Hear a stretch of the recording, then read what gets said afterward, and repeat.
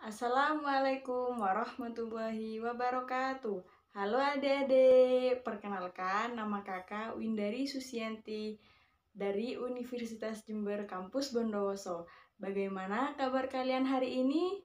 Semoga selalu senantiasa diberi kesehatan oleh Allah Subhanahu wa taala. Amin amin ya rabbal alamin. Hari ini kita akan belajar tentang tema 1, subtema 4, pembelajaran yang keempat. Jadi, alangkah baiknya sebelum melakukan pembelajaran hari ini, baiknya kita berdoa terlebih dahulu ya. Berdoa dimulai.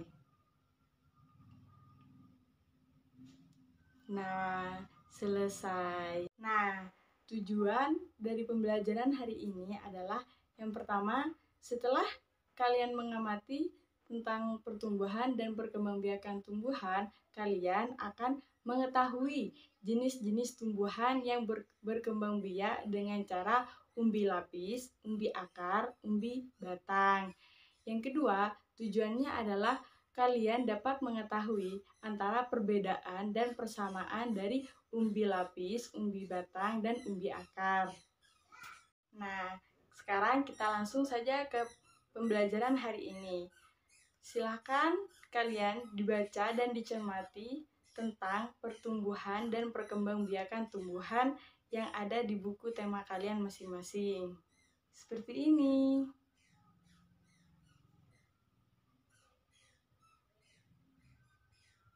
Jadi, setelah kalian membaca dan memahami tentang isi teks tersebut, coba kalian sebutkan apa saja tumbuhan yang perkembangbiakannya dengan umbi batang.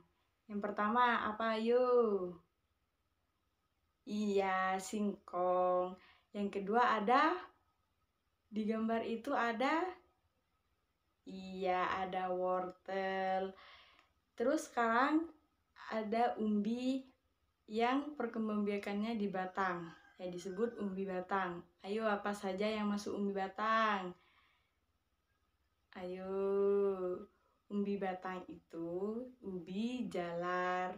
Nah, setelah umbi batang, kita akan belajar tentang umbi lapis. Apa saja yang termasuk umbi lapis? Ayo dibaca. Iya, yang termasuk ke dalam umbi lapis adalah bawang merah dan bawang bombay. Coba sekarang kalian amati tentang perkembangbiakan singkong. Nah, coba dilihat bagaimana perkembangbiakan singkong. Nah, bisa kita lihat ya bahwa singkong itu berkembang biak dengan cara umbi akar. Kenapa umbi akar? Karena pembuahan singkong ada di akarnya, atau singkong itu menyimpan cadangan makanan ada di akarnya. Selanjutnya, selain singkong ada wortel. Wortel itu sama seperti singkong, yaitu perkembangbiakannya ada di akarnya karena dia pembuahannya ada di dalam akar. Selanjutnya ada umbi batang. Coba kalian cermati umbi batang.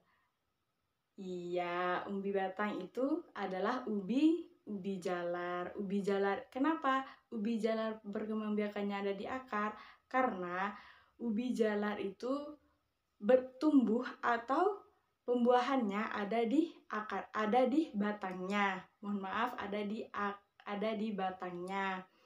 Nah, sekarang tentang umbi lapis. Umbi lapis itu contohnya tadi apa dah? Bawang merah. Nah, coba kalian lihat tentang perkembangbiakan bawang merah. Kenapa bawang merah disebut umbi lapis? Coba kalian di rumah lihat ibu-ibu kalian yang sedang masak. Pasti ketika mengiris bawang merah, ada lapis-lapisan bawang merah yang terlihat. Jadi kenapa bawang merah itu disebut umbi lapis? Karena bagian dalam dari umbi merah setelah dipotong-potong itu berlapis-lapis. Selain bawang merah apa aja? Ayo. Nah, bunga bakung.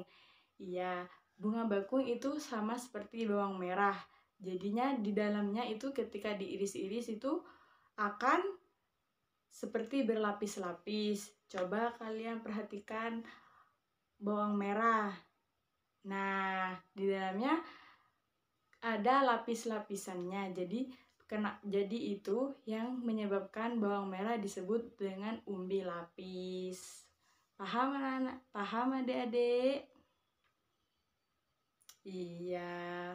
Nah, sekarang kita akan mempelajari persamaan dan perbedaan antara umbi batang, umbi lapis, dan umbi akar. Persamaan yang pertama, jadi secara keseluruhan mereka itu sama-sama menyimpan cadangan makanan masing-masing. Misalnya, jika di umbi akar berarti menyimpan cadangan makanannya di akar. Jika di batang, maka mereka menyimpan cadangan makanannya itu di batang. Selanjutnya, jika dia umbi lapis, maka dia memiliki pertumbuhan seperti bawang merah tadi. Nah, perbedaan antara ketiganya adalah seperti ini. Jadi, selain itu ada perbedaan dan persamaan secara spesifik. Jadi, bisa dilihat sendiri ya bagaimana persamaan atau perbedaan dari ketiga perkembangbiakan dengan umbi tersebut. Nah, sekarang ayo sebutkan apa saja makanan yang dapat dihasilkan dari umbi-umbian tersebut. Ayo, pertama dari umbi akar yaitu singkong. Singkong dapat dibuat apa? Ayo. Nah, iya, singkong itu dapat dibuat keripik singkong dan juga tape. Tape itu juga bisa. Tape itu bahan utamanya adalah singkong. Sekarang dari ubi jalar. Ubi jalar tadi perkembangbiakannya dengan umbi batang. Nah, apa makanan yang bisa dibuat dari ubi jalar? Ayo. Nah, iya, ubi jalar itu bisa digunakan untuk membuat keripik juga, yaitu keripik ubi jalar atau keripik ubi ungu. Ya, selain itu bisa dibuat makanan seperti bolu ubi dan sesuai selera kalian di rumah. Ya, selanjutnya umbi lapis. Umbi lapis itu dapat digunakan untuk apa aja? Nah, iya, jadi umbi lapis itu digunakan untuk memasak di rumah dan untuk menghasilkan makanan-makanan yang enak jika dicampur dengan bawang merah tersebut. Bagaimana? Apakah sudah paham adik-adik? Iya, jika belum memahami, kalian bisa mencari tanaman singkong, juga bawang merah, juga ubi jalar untuk menanam kembali ya, dengan cara seperti ini. Jadi bagaimana perkembangbiakan singkong bisa dicoba sendiri di rumah masing-masing. Sekian dari saya. Ayo sekarang apa kesimpulan pembelajaran dari awal tadi? Ya, yang pertama kita bisa mengetahui apa saja tanaman yang perkembangbiakan dengan umbi lapis, umbi akar, juga umbi batang. Yang kedua, kita mengetahui bagaimana cara penanaman dan fungsi manfaat dari umbi akar, umbi batang, juga umbi jalar. Yang ketiga, kita mengetahui perbedaan dan persamaan dari ketiga perkembangbiakan dengan umbi tersebut.